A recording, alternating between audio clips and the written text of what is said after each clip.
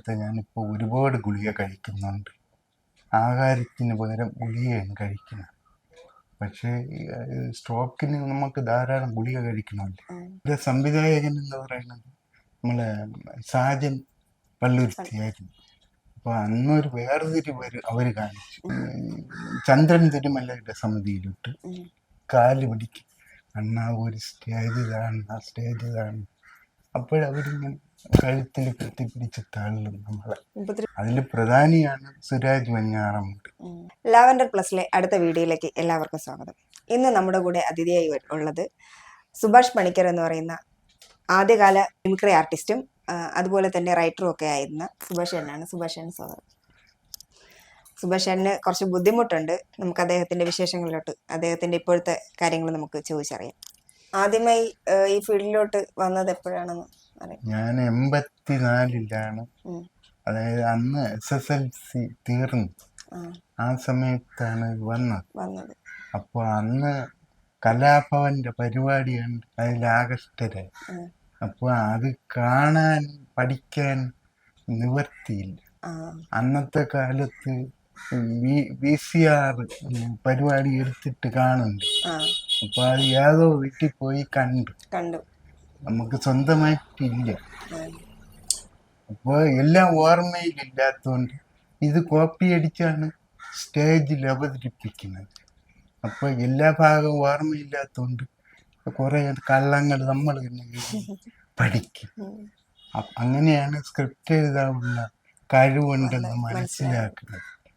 അല്ല, എന്റെ കഴിവല്ല, നിവർത്തികേട് കൊണ്ട് ചെയ്തു പോയതാണ്. തന്നെ മനസ്സിലാക്കിയെടുത്ത കഴിവാണ്. അന്ന് ജയറാമൊക്കെയാണ്. അപ്പൊ അന്ന് 3 മൂട്ടകളെന്നും പറഞ്ഞൊരു ടീമുണ്ടായിരുന്നു തിരുവനന്തപുരം.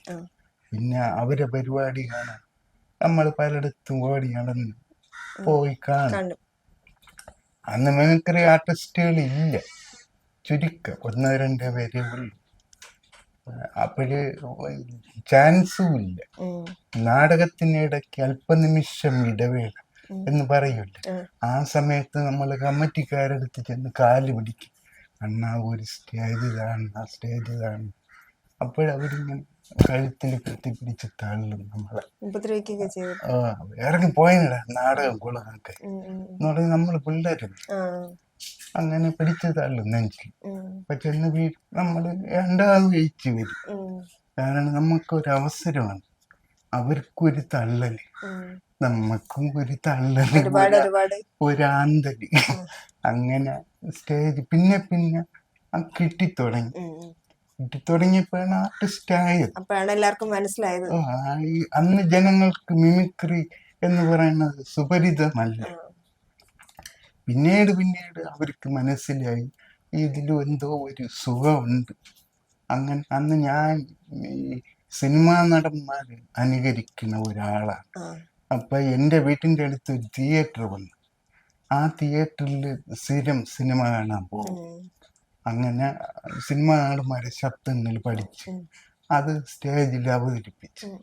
അന്ന് ഈ നായനാർ, ഈ കരുണാകരൻ, ഇവരൊക്കെയാണ് വലിയ താരങ്ങൾ. സിനിമാ താരങ്ങളെക്കാളും വലിയ ആൾക്കാരാണ് അവർ. അവരുടെയൊക്കെ ശബ്ദം അനുകരിക്കും. അങ്ങനെ ഞാൻ ആൾക്കാർക്ക് ഇഷ്ടപ്പെട്ടാണ് സിനിമ മിമിക്രിയിൽ വന്നത്. ചേട്ടൻ പഴയ കാലത്തും ഇപ്പോഴത്തെ കാലത്തുമായിട്ടുള്ള ഏതൊക്കെ താരങ്ങളുമായിട്ടുള്ള, പ്രമുഖ താരങ്ങളുമായിട്ടുള്ള വേദികളാണ് പങ്കിട്ടിട്ടുള്ളതെന്ന് പറയാമോ? ആദ്യകാലങ്ങളിൽ ഒരുപാട് സിനിമാ താരങ്ങളെ അവതരിപ്പിക്കുമായിരുന്നു. അപ്പൊ അതിൽ പലരുമായിട്ട് പിന്നീട് ഷെയർ ചെയ്യാൻ പറ്റി സ്റ്റേജിൽ. അതിൽ പ്രധാനിയാണ് സുരാജ് വെഞ്ഞാറമൂട്. അപ്പൊ അയാള് അന്ന് ടീമിൽ വരുമ്പോ ഇന്നത്തെ പോലെ വലിയ താരമല്ല. അന്ന് എൻ്റെ കൂടെയാണ് സുരാജ്. ഇപ്പൊ ഞാൻ സുരാജിന്റെ കൂടെ പോലും ഇല്ല. ഇതാണ് അവസ്ഥ. ഇപ്പോൾ വേറെയും ഒരുപാട് താരങ്ങളുണ്ട്. ഇന്ദ്രൻസിന്റെ കൂടെ ഞാൻ സ്ക്രീൻ ഷെയർ ചെയ്തു, ജഗദീഷിന്റെ കൂടെ സ്ക്രീൻ ഷെയർ ചെയ്തു. അതുപോലെ അന്നത്തെ പല താരങ്ങൾ ഒരുപാട് പേരുണ്ട്. അവരെ പേരുകളെല്ലാം എനിക്ക് ഇപ്പൊ അസുഖം വന്നതിന് ശേഷം പലതും ഓർമ്മയിലില്ല. ഓർമ്മയിലുള്ളതാണ് ഞാൻ പറയുന്നത്. പിന്നെ ഇപ്പോഴത്തെ കണ്ണൻ സാഗർ,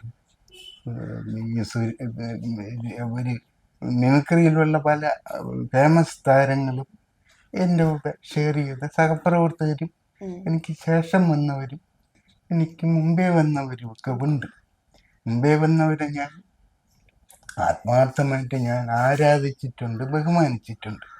അതുപോലെ എനിക്ക് ശേഷം വന്നവരും എനിക്ക് അർഹതപ്പെട്ട അംഗീകാരം അവർ തന്നിട്ടുണ്ട്. അതിലെനിക്ക് അവരോട് നന്ദിയുണ്ട്, സ്നേഹവുമുണ്ട്, ബഹുമാനവുമുണ്ട്. ഇതൊക്കെയാണ് എനിക്ക് ഉള്ളവരെ കുറിച്ച് പറയാനുള്ളത്. ചേട്ടാ എത്രത്തോളം സമിതികളിലൊക്കെ ഉണ്ടായിരുന്നു? ഞാൻ 15ഓളം തിരുവനന്തപുരത്തെ സമിതികളിൽ കളിച്ചു. പിന്നെ എറണാകുളത്തും ഞാൻ ഒരു സമിതിയിൽ കളിച്ചു. ഇപ്പോഴാ സമിതി ഉണ്ടോയെന്നറിയില്ല. അന്ന് വാരനാട് ബാബുവായിരുന്നു. അപ്പോഴ് അതിൻ്റെ സംവിധായകൻ എന്ന് പറയുന്നത് നമ്മളെ സാജൻ പള്ളുരുത്തിയായിരുന്നു. അപ്പോൾ അന്നൊരു വേർതിരിവ് അവർ കാണിച്ചു. എറണാകുളത്തുള്ളവരാണ് ഇവർ, തിരുവനന്തപുരത്ത് ഇങ്ങനെയുള്ളവർ. അത് അപ്പം അതിൽ മനം നൊന്ത് ഞാൻ പകുതിയായപ്പോൾ മതിയാക്കി ഇനി പോകുന്നു. പിന്നെ തിരുവനന്തപുരത്ത് ചന്ദ്രൻ തിരുമലയുടെ സമിതിയിലിട്ട്. പിന്നെ അളിയൻസിലുള്ള റിയാസ്, അയാൾക്ക് ഒരു സമിതി ഉണ്ട്. അതുപോലെ പല തിരുവനന്തപുരത്തുള്ള എല്ലാ സമിതിയും. പിന്നെ സുരാജ് ആദ്യം കളിച്ച സമിതി ഉണ്ടല്ലോ, എൻ്റെ പേര് മറന്നുപോയി, സരിക, അതിൽ കളിച്ചിട്ടുണ്ട്. സരികയിൽ ഒരുപാട് അനുഭവങ്ങളുണ്ട് പറയാൻ. അത് ഒരു അമ്പലത്തിന്റെ നേരെ എതിരെയാണ് അവരുടെ പെർമനന്റ് സ്റ്റേജ്. അവിടെയാണ് റിഹേഴ്സൽ. അവിടെ തന്നെ കിടപ്പും ഉറക്കുകയും. അവിടെ ഒരു അമ്പലക്കുളമുണ്ട്, അവിടെ ചാടി തലകുത്തനെ ചാടി കുളിയും. അവന്റെ വീട്ടിൽ തന്നെ രാവിലത്തെ ആഹാരം. അമ്മ മരിച്ചു, പക്ഷെ ഭയങ്കര സ്നേഹം. അപ്പോൾ അവിടെ കളിക്കുന്നവരെല്ലാം അവിടുത്തെ പഴങ്കഞ്ഞി കുടിച്ച് വളർന്നവരാണ്. ഈ സുരാജ് അടക്കം. ഇപ്പോഴും ചോദിച്ചാൽ സുരാജ് പറയും. സുരാജിന്റെ ചേട്ടൻ ഒരു സജി എന്ന് പറഞ്ഞ ഒരാളുണ്ട്. അയാളൊക്കെയാണ് നമ്മൾ സമകാലി. അയാൾ പിന്നീട് മിലിറ്ററി. ആ സമയത്ത് സുരാജ് ഇങ്ങനെ ഗ്രാജുവലായിട്ട് വളർന്നു വരെ സജിയെ കണ്ട് അയാൾ പഠിച്ച് ഇപ്പം ആർട്ടിസ്റ്റായി. അങ്ങനെ ഈ കുറെ കാലം കഴിഞ്ഞപ്പോൾ സുരാജ്, ഞാൻ കളിച്ച് നർമ്മകല എന്ന് പറയുന്ന സമിതിയിൽ സുരാജ് എത്തി. അങ്ങനെ ഫേമസ് ആയി. അങ്ങനെ ഒരുപാട് സമിതിയിൽ. ഇപ്പൊ വീട്ടില് ആരൊക്കെയുണ്ട്? കുടുംബവും കുട്ടികൾ? ഒരു ഭാര്യയും 2 കുട്ടികൾ. അതാണ് എന്റെ അവസ്ഥ.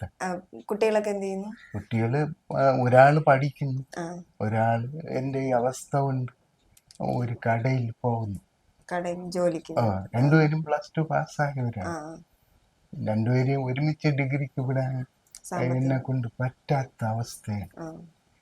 തിരുവനന്തപുരം യൂണിവേഴ്സിറ്റി കോളേജിലാണ് ഒരാൾ പഠിക്കുന്നത്. അയാൾ അവിടുത്തെ ക്രിക്കറ്റ് ടീമിന്റെ എന്തൊരു ഓപ്പണറാണ്, എന്തൊക്കെയാണെന്ന് പറയും. അപ്പൊ ഞാനും ആ കോളേജിലാണ് പഠിച്ചത്. അന്ന് +2 ഇല്ല, പ്രീ ഡിഗ്രി. അന്ന് ഞാനും ആ കോളേജിൽ പഠിച്ച് ക്രിക്കറ്റും കളിച്ചോണ്ട് നടന്നതാണ്. അപ്പോഴേ മിമിക്രി ജ്വരം നമുക്ക് കൂടി. ബാക്കിയെല്ലാം കളഞ്ഞ കൂട്ടത്തിൽ പഠിത്തവും കളഞ്ഞു കളിച്ചുകൊണ്ട് കിടന്നു. ഇപ്പൊ കളിയുമില്ല, പഠിത്തവും. പിന്നെ മിലിറ്ററിയിൽ എനിക്ക് ജോലി കിട്ടി. കാരണം എൻ്റെ അച്ഛൻ മിലിറ്ററിക്കാരനായിരുന്നു. പിന്നെ അത് കഴിഞ്ഞ് ഈ കണ്ടക്ടർ ഉണ്ടല്ലോ, KSRTC, അതിലെനിക്ക് ജോലി കിട്ടി. അന്ന് ഇന്റർവ്യൂവിന് കണ്ണൂർ പരിപാടിക്കായിട്ട് പോയി. അന്ന് ഒരു പരിപാടിക്ക് പോയി 1 മാസം കഴിഞ്ഞാണ് തിരിച്ചു വരുന്നത്. അപ്പോഴ് അന്ന് ഫോണില്ല. ഈ ഇന്റർവ്യൂ ഡേറ്റ് എന്നെ അറിയിക്കാൻ അച്ഛന് പറ്റിയില്ല. ഇവിടെ വന്നപ്പോ ഇന്റർവ്യൂ കഴിഞ്ഞ് ജോലിക്ക് ആരൊക്കെ അറിയിച്ചു. മിലിറ്ററിയിൽ അന്ന് അതിനാരും കേൾക്കണ്ട, ഞാൻ രഹസ്യമായിട്ട് പറഞ്ഞിട്ട്. അന്ന് ഒരു കാര്യം കേൾക്കണ്ട, ഒരു പെൺകുട്ടിയുമായിട്ട് ഒരു അടുപ്പമുണ്ടായിരുന്നു. അപ്പൊ ഇവളെ കാണാതെ മിലിറ്ററി പോയാൽ വല്ല വെടികൊണ്ട് ചത്താലും ഞാൻ കള്ളം പറഞ്ഞു പോയി. മുടി വെട്ടാൻ പറഞ്ഞു വിട്ടപ്പോൾ ഞാൻ കറങ്ങി അടിച്ച് നടന്നു. ഓ, അങ്ങനെ ആ ജോലി പോയി. ചേട്ടൻ പണ്ട് സിനിമയിലും 1-2 സിനിമയിലൊക്കെ അഭിനയിച്ചിട്ടുണ്ടല്ലോ. അതെ. പിന്നെ ഇപ്പൊ കലാരംഗത്തും അത്യാവശ്യം നല്ല രീതിയിൽ നിന്നാണ്. ഇപ്പം അങ്ങനെ ഒന്നും കാണുന്നില്ലല്ലോ. അപ്പം അതെന്തുകൊണ്ട്? ഞാൻ ഏഷ്യാനെറ്റിൽ 10ഓളം വർഷം നമ്മുടെ റിയാലിറ്റി ഷോയിൽ അഭിനയിച്ച ആളാണ്. അപ്പൊ പിന്നീട് അതുപോലെ നമ്മൾ നിലനിൽക്കാത്ത ചെറിയ വിഷയങ്ങൾ കൊണ്ട് ആ ഏഷ്യാനെറ്റിൽ നിന്ന് ഞാൻ കളഞ്ഞിട്ട് പോയി. അത് എൻ്റെ അഹങ്കാരം കൊണ്ടായിരിക്കും. പക്ഷെ അന്ന് നമുക്ക് വേതനമില്ലായിരുന്നു, ശമ്പളമോ ഒന്നുമില്ല. ഇപ്പോൾ 2 കുട്ടികളുമായി ഡെയിലി എപ്പിസോഡ് ഇങ്ങനെ പോകുമ്പോൾ നമ്മൾ വീട്ടിൽ വെറും കൈയായിട്ട് വന്ന് കയറാൻ പറ്റില്ല. 2 കുട്ടികൾക്ക് ആഹാരം കൊടുക്കണ്ടേ, വിദ്യാഭ്യാസം കൊടുക്കണ്ടേ. അങ്ങനെ അതുകൊണ്ട് ഞാൻ ആ റിയാലിറ്റി ഷോ മതിയാക്കി. അപ്പോൾ ഞാൻ മതിയാക്കിയതിന് ശേഷം ഏഷ്യാനെറ്റിലെ എല്ലാ ആർട്ടിസ്റ്റുകൾക്കും വേതനമായി. അത് എനിക്കൊരു വേദനയാണ്. അതാണ് സംഭവിച്ചത്. പിന്നെ 1-2 സിനിമയിലൊക്കെ അവസരം കിട്ടി, അഭിനയിച്ച് തുടങ്ങിയപ്പോൾ ഈ ഏഷ്യാനെറ്റിൽ നിന്ന് പോയതിന് ശേഷം പിന്നെ ആരും വിളിക്കാറില്ല. അതാണ് വാസ്തവം. പിന്നെ അവസരം അങ്ങോട്ട് ചോദിച്ച് പോണ ഒരു പരിപാടി എനിക്കില്ലേ. അതെൻ്റെ അഹങ്കാരമാണ്. പിന്നെ അങ്ങോട്ട് ചോദിച്ച് പോവാൻ മനസ്സ് വന്നപ്പോൾ എനിക്കൊരു അസുഖവും വന്നു. അങ്ങനെ വീട്ടിലിരിപ്പായി, ഇരുത്തം വന്ന ആർട്ടിസ്റ്റായി. അതാണ് വാസ്തവം. അല്ല, ഇപ്പൊ അസുഖം വന്നു എന്നൊക്കെ പറഞ്ഞില്ലേ, എന്താണ് ഇപ്പോഴത്തെ അവസ്ഥ? എന്താ അസുഖം? എങ്ങനെയാണ്? എനിക്ക് ഒരു സ്ട്രോക്ക് വന്നു, ഈ പക്ഷാഘാതം. അപ്പം അതുവരെ ഒരു ഗുളികയും കഴിക്കില്ലായിരുന്നു ഞാൻ. എന്ന് പറഞ്ഞാൽ അത്രയും ഹെൽത്തി ബോഡിയായിരുന്നു. അച്ഛൻ പട്ടാളക്കാരനായതുകൊണ്ട് വെളുപ്പിന് 4 മണി മുതൽ ഏൽപ്പിച്ച് നമ്മൾ എക്സസൈസ് ചെയ്യുന്ന പരിപാടി അന്നേ ഉണ്ട്. അത് ഈ അസുഖം വരുന്നത് വരെ ഉണ്ട്. ഒരു മിമിക്രി ആർട്ടിസ്റ്റ് ആയാൽ പോലും ഞാൻ ഈ രാത്രി ഉറക്കം ഒഴിഞ്ഞാലും പിറ്റേന്ന് ഞാൻ നല്ല സ്റ്റൗട്ടായിട്ട് നടക്കുമായിരുന്നു. നമ്മളെ വിക്രമിൻ്റെ ഫിഗർ ഉണ്ടല്ലോ, അന്യൻ എന്ന് പറഞ്ഞ സിനിമയിൽ, അപ്പോൾ അതിലുള്ള കഥാപാത്രമൊക്കെ ഞാനാണ് ചെയ്തുകൊണ്ടിരുന്നത്. അത്രയും ബോഡി എങ്ങനെ നമ്മൾ മെയിൻറ്റെയിൻ ചെയ്യണം. അങ്ങനെ ഇരുന്ന ഞാൻ ഒരു ഗുളികയും കഴിക്കാത്ത ഞാനിപ്പോൾ ഒരുപാട് ഗുളിക കഴിക്കുന്നുണ്ട്. ആഹാരത്തിന് പകരം ഗുളികയാണ് കഴിക്കുന്നത്. പക്ഷേ സ്ട്രോക്കിന് നമുക്ക് ധാരാളം ഗുളിക കഴിക്കണമല്ലോ. ഇപ്പോഴും അത് മാറിയിട്ടില്ല. ഇതിപ്പോ എത്ര നാളായി ഇങ്ങനെ? ഇത് സ്വർണ്ണമല്ല, ഒരാഗ്രഹം കൊണ്ട് ഇട്ടിരിക്കുകയാണ്. എത്ര നാളെ സ്ട്രോക്ക് വന്നിട്ട്? ഇപ്പോൾ 1.5 വർഷമായി ഞാൻ കിടപ്പിലാണ്. ഇതാണ് അവസ്ഥ. നടക്കാനൊക്കെ ഭയങ്കര ബുദ്ധിമുട്ടാണ്. ആരെങ്കിലും പിടിച്ചാലേ പറ്റും. കാരണം ഈ ബ്ലോക്ക് ഉണ്ടല്ലോ, സ്ട്രോക്ക് എന്ന് പറഞ്ഞാൽ ശരിക്കും ബ്ലോക്കാണ്. പിന്നെ ഹാർട്ടിൽ ഒരു ബ്ലോക്ക് ഉണ്ടായിരുന്നു. അതിപ്പോൾ പേസ് മേക്കർ വെച്ചിരിക്കുകയാണ്. പേസ് മേക്കർ എന്ന് പറഞ്ഞാൽ പേഴ്സ് തുറന്നിട്ട് പൈസ ഇടുമ്പോൾ ഇപ്പോൾ പേസ് മേക്കർ വെച്ചിരിക്കുകയാണ്. അപ്പോൾ അതിനുള്ള ഗുളിക, ചികിത്സകൾ, ഇപ്പോൾ ബന്ധുക്കളും സുഹൃത്തുക്കളും ഒക്കെ ചിലപ്പോഴൊക്കെ സഹായിക്കും. എല്ലാവർക്കും എപ്പോഴും പറ്റൂലല്ലോ, എങ്കിലും അവരെ കൊണ്ട് പറ്റുന്നത് സഹായിക്കുന്നുണ്ട്. ഇനിയും സഹായിക്കുന്നവർക്ക് ആകാം, ഞാൻ ഒന്നും പറയില്ല. പക്ഷെ ഇതാണ് അവസ്ഥ. ഹോസ്പിറ്റലും കാര്യങ്ങളൊക്കെ എങ്ങനെയായിരുന്നു? ആദ്യം മെഡിക്കൽ കോളേജിലാണ് അഡ്മിറ്റ് ആക്കിയത്. കാരണം ഒരു ദിവസം രാവിലെ വീട്ടിലിരുന്നപ്പോൾ ഛർദ്ദിക്കാൻ തോന്നി, ഛർദ്ദിച്ചു.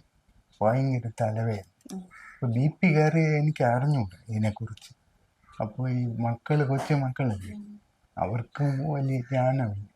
ഇവരെന്നെ ആശുപത്രി കൊണ്ടുപോയി, ഗവൺമെൻറ് ആശുപത്രിയാണ്. അവിടെ നിന്ന് മെഡിക്കൽ കോളേജിൽ കൊണ്ടുപോയപ്പോൾ എനിക്ക് ഓർമ്മയില്ല. ഇവിടെ സ്കാൻ ചെയ്തെല്ലാം ചെയ്തപ്പോൾ ഒരുപാട് സമയം കഴിഞ്ഞു പോയി. അതായത് സ്ട്രോക്ക് നിലവിൽ വന്നു. പിന്നെ എനിക്ക് ഓർമ്മയില്ലാതെ ഞാൻ 26 ദിവസം അവിടെ കിടന്നു. വീട്ടുകാരൊക്കെ കൂടെ ഈ ഗുളിയും മരുന്നൊക്കെ കൊണ്ടുവന്നപ്പോൾ ഓർമ്മയില്ലാത്ത ആളിന് എങ്ങനെ ഗുളിക കൊടുക്കും? അപ്പോൾ ആരും ഇല്ലാതെ ഞാൻ അവിടെ കിടന്നു. ഒടുവിൽ ഇത് മരിച്ച പേഷ്യൻ്റാണെന്ന് അവർ എഴുതി എന്നെ ഡിസ്ചാർജ് ചെയ്തു. അവിടെ നിന്ന് നെയ്യാറ്റിൻകര കൊണ്ടുപോയി. ഞാൻ അവിടെ നിന്ന് മരിച്ചുകൊണ്ട് പോയിട്ടെന്ന് അവർ വിചാരിച്ചു. അവിടെ ചെന്ന് കിടന്നപ്പോൾ എൻ്റെ ഒരു സിസ്റ്റർ പറഞ്ഞ് ഇത് വേറെ ആശുപത്രിയുടെ പേര് പറഞ്ഞിട്ട് ചിത്രയിൽ കൊണ്ടുപോകണം. ചിത്രയിൽ കൊണ്ടുപോകാൻ നോക്കിയപ്പോൾ അവരെടുക്കില്ല, എന്തായാലും മരിക്കില്ല. അതുകൊണ്ട് ഈ ശവത്തിൻ്റെ കാര്യം നമ്മളെന്തെങ്കിലും നോക്കണം എന്ന് പറഞ്ഞ് അവരുപേക്ഷിച്ചു. അപ്പോഴാണ് ഈ എൻ്റെ മക്കൾ എൻ്റെ ഫോൺ അവർക്ക് അഴിക്കാറില്ല. ലോക്ക് അറിയിച്ച് നോക്കിയപ്പോൾ സുരാജ്, റിയാസ് ഇങ്ങനെയുള്ള വലിയ വലിയ ആർട്ടിസ്റ്റുകളുടെ പേരുകളുണ്ടായി. അതിൽ അവന്മാർ വിളിച്ചു, ഇതേപോലെ നിങ്ങളെ കൂട്ടുകാരെന്താ മരിക്കാൻ കിടക്കുന്നു. അങ്ങനെ അവന്മാരാണ് ഈ അനന്തപുരിയിൽ അഡ്മിഷൻ അവിടെ പെട്ടെന്ന് കിട്ടൂല. അപ്പോഴ് അങ്ങനെ കിട്ടി. അങ്ങനെ ഇവർ വലിയ കലാകാരന്മാരില്ലേ, അപ്പം അവരൊക്കെ വിളിച്ചു പറഞ്ഞപ്പോൾ എനിക്കൊരു ചാൻസ് കിട്ടി. 24 ചാനലിലൊക്കെ ഉണ്ട്, ശ്രീകണ്ഠനായിട്ട് അവരൊക്കെ ഉണ്ട്. മാർത്താണ്ഡ പിള്ള അറിയാമല്ലോ, ഡോക്ടർ മാർത്താണ്ഡ പിള്ള, അങ്ങേരെ കൂടി ഷെയറുള്ള ചാനലാണ്. അങ്ങനെ അത് അവിടെ അഡ്മിഷൻ കിട്ടി. അവിടെ പോയപ്പോൾ 7ാമത്തെ ദിവസം കണ്ണൂറും.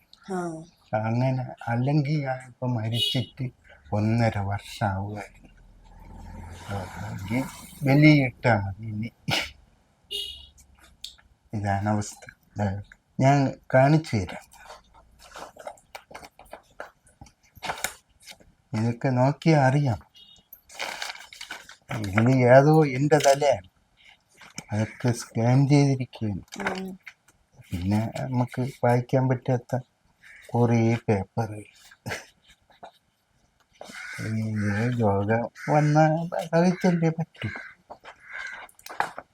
പിന്നെ അത് ഗുളിക പീൽസ് ദിവസവും കഴിപ്പ് തന്നെയാണ് ജോലി. ഒരു ദിവസം 3 നേരമാണ് ഗുളിക. പണ്ട് ഒരു നേരം പോലും ഗുളിക കഴിക്കാത്ത ആളാണ് ഞാൻ.